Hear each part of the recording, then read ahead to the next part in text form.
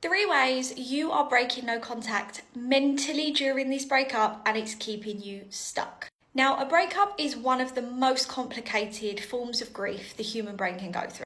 You are trying to gain closure and acceptance and grieve a person that's still alive. And often there are so many layers. Maybe this breakup was so shocking. Maybe you didn't receive closure. Maybe now the future you once saw is not going to happen. There are so many layers to grieve. And it's easy to get so lost in those layers and in your emotions and in your thoughts. And it's very easy to get stuck. The amount of clients that come to work with me because they've been trying to heal from a breakup for months, if not years.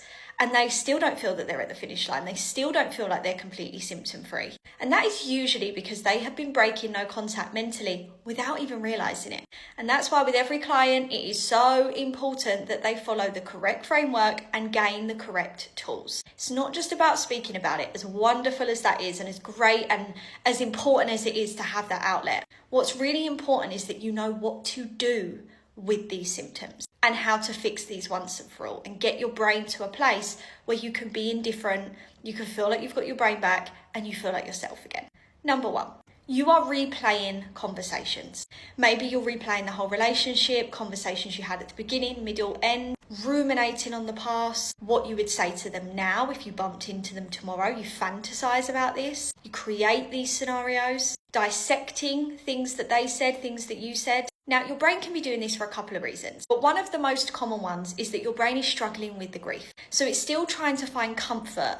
It's still trying to find stability in the relationship and in the person, even though you're not with them anymore, which is dangerous because ultimately, no, you are not with them.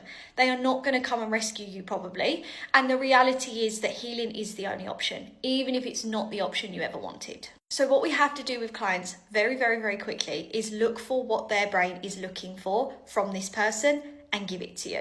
Is your brain looking for closure? Is your brain looking for understanding? Is your brain looking for validation? Whatever it is your brain is looking for in these conversations, we need to give your brain the tools to be able to provide it for itself. Then it's going to stop looking to a person that it's never going to get it from for something that it probably can't even get from that person.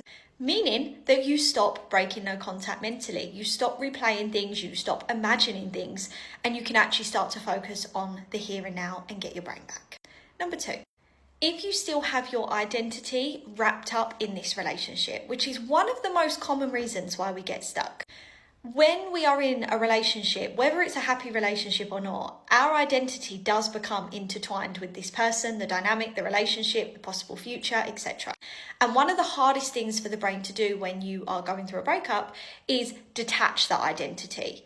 Become your own entity again without this person, because that would mean really seeing this loss, and that feels a lot when you're already grieving. Now, this often looks like still feeling that you need this person to reassure you, still needing validation by this person, still caring what this person thinks about you, your self-esteem still very much being wrapped up in what they did or didn't do, still blaming yourself. This is a problem because ultimately, if your identity isn't your own and you are not detaching from this relationship, then you're still going to have all the symptoms.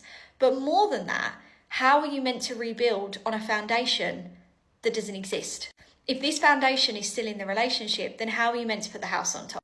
You can't. So what we have to do with many clients is look at what parts of your identity are tied into this relationship, why they are still tied into this relationship, or when they became tied, whether that's healthy or not, and then help you detach without the brain freaking out and with you actually starting to feel like you are your own person again, and that doesn't feel horrific.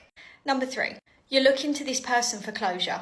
You're still relying on if you could just have one more chat or just ask one more question, that then all these symptoms would disappear and you'd be okay. And that is not true. Your brain wants an ending to the book, and your brain believes this person holds the last chapter for the manuscript. It doesn't. It's looking in the wrong place and it's sending you on a fool's errand. Now, what we have to do instead, because often the reason this is happening is because there are certain chapters that haven't been processed, that your brain has created this belief that this person is the key, the code to process the chapters that it's struggling with.